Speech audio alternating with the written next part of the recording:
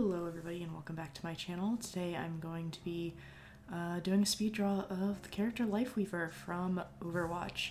So I actually did this back in October, but my life got crazy and so I'm finally recording the voiceover now.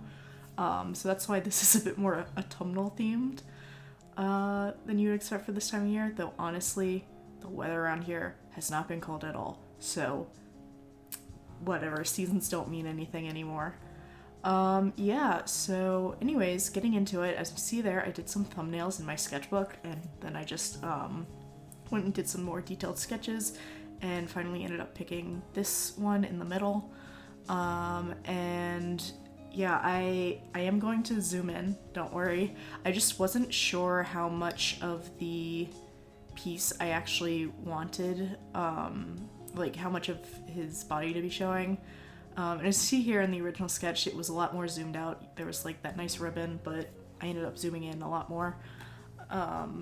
Yeah, and I have the references up on screen just so I can see them, because I was doing a lot of this in a hotel bed, so I didn't have a second monitor to look at. All had to be on one screen. And so I finally started I used the line art and the actual rendering are both Rin Spirit art brushes. I'll link in the description to the video where you can get them. Yeah, and I really liked how it ended up looking. I intended to be a lot more like, have a lot more variation in my lines and make it more like painterly and only having lines sometimes, but I ended up doing a more just complete style. That doesn't really make sense, but like there's not as many gaps or as much variation, more like I'm lining a comic or something rather than doing a digital painting with some line art, if you know what I mean, I guess. Yeah, but I really like this brush a lot. It definitely is like, it doesn't have too much texture, but it's got like nice variation. You can see there I completely messed up the proportions, so I had to redo them in a nice big brush, and then go over that again with the line art.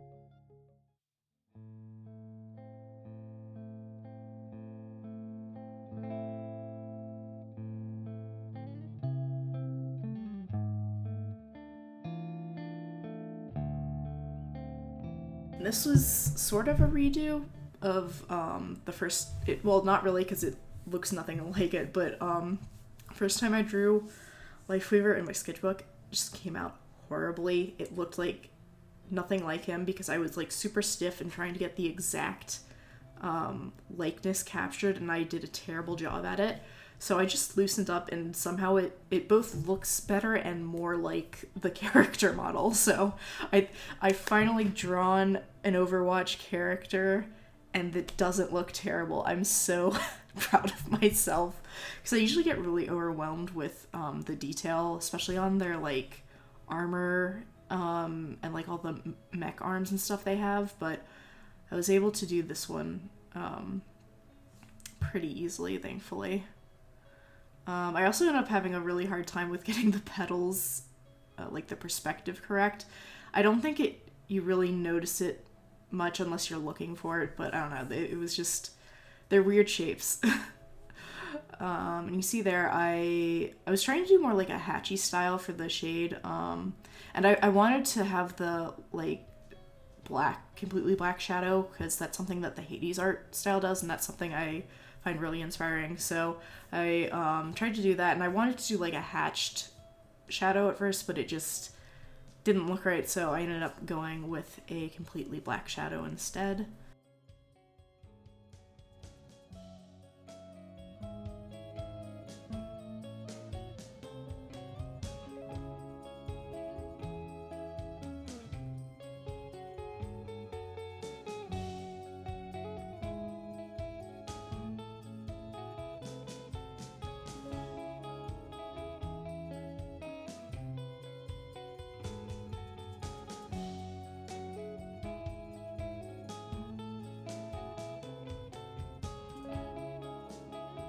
And so I started using the background is separate from the like foreground, but I didn't actually do a detailed background. It's literally just like blurry, abstracted, kind of blended shapes to suggest like a setting sun and some like trees or bushes. And I don't know, I keep your background simple. They don't have to be too super complicated, especially when very little of it is showing through, like in this piece, because most of the frame is taken up by the subject. Yeah, that's my advice for backgrounds, I guess, is they can literally just be abstract paintings if you want to. And look, if there's that I am in good company, okay? Whistler's painting of his mom, that one, like, literally, if you take her out of it, it's literally just like some abstract gray rectangles, and it's considered like one of the greatest paintings of all time. So it's a trick that anyone can use. Yeah, but I also basically, beyond the background, the subject, it's all one layer for the rendering. So normally I would do a flat layer and then render on top, but I treated this a lot more like a digital painting where I do everything on one layer, which works out really well with this brush because it can blend so nicely, but also be really opaque when you need it to, and it's not like textured really. So I ended up just basically rendering it more like a painting, because that's something Procreate is good at, but it's not as good as doing like flats with the rendering on top. So I really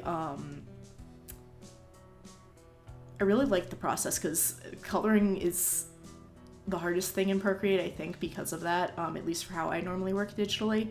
So this was able to save me a lot of time and frustration, which I like. This is a technique that I picked up from Spirit Art. They had a tutorial on like how they color, and since I was using their brushes, I was trying to do something sort of in their style, and I really found that video very helpful. They also talked about how they use, I guess, bounce lining, where a lot of the times in the shadow area I will pick up the two colors that are next to each other and like slightly layer them on top of each other to get the influence of that nearby color. And I think that it's just like a really subtle detail, but it works out really well. So like you can see kind of the neck, there's the two sides. There's one on the left that's lighter, and then the right side is darker and a little redder because you're getting all of the bounce light from his hand. And I think it's just like one of those really nice ways to like add variation, but it's subtle, so it doesn't like distract from everything else.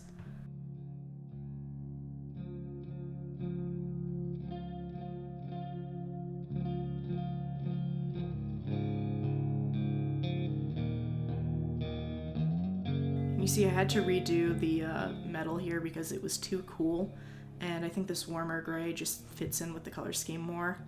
I also know originally I meant all of the reds to be more of like a blue color that was just being influenced by all the warm light around it, but I went too red because I was doing basically a monochromatic color scheme, and it just looks like it's red, not like it's blue being affected by a warm light. But I don't know, I like it. I think it could be like, you know, an alternate skin, and I think it looks really nice in this photo. And like, I really love all of the variations in like gray and white I got in this, because it is monochromatic. You can get, like the differences between neutrals get exaggerated. So like his hair is like a nice warm, white, but then the white shirt reads as just like a little bit green, but not too much. And it still harmonizes with the rest of the colors, which is nice. And I know I color picked for a lot of it and then just shifted it a little bit more towards the orange to get that like sunlight kind of sunset vibe. So yeah, that's a technique I'll use a lot. It's just color picking, but shifting everything about the same to be more in like the color scheme I want it to be. And I like warm colors especially, so it's usually shifted more towards the reds and the oranges. And here you can see I have no idea how to shade abs.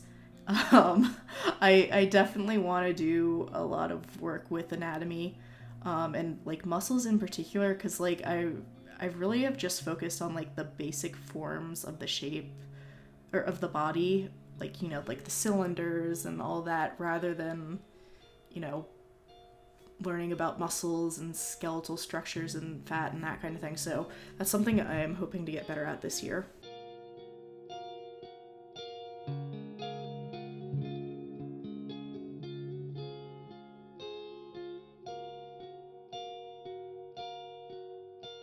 Really here I'm just touching things up and adding like a little more depth and contrast around the face and the hair, so you're really drawn to it. And adding like shadows behind him getting cast onto the petal. And also coloring the line art. I think I just used a multiply layer over top of the line art, and yeah, it's pretty subtle, but I don't know, I like it that way. Just makes the line art less harsh.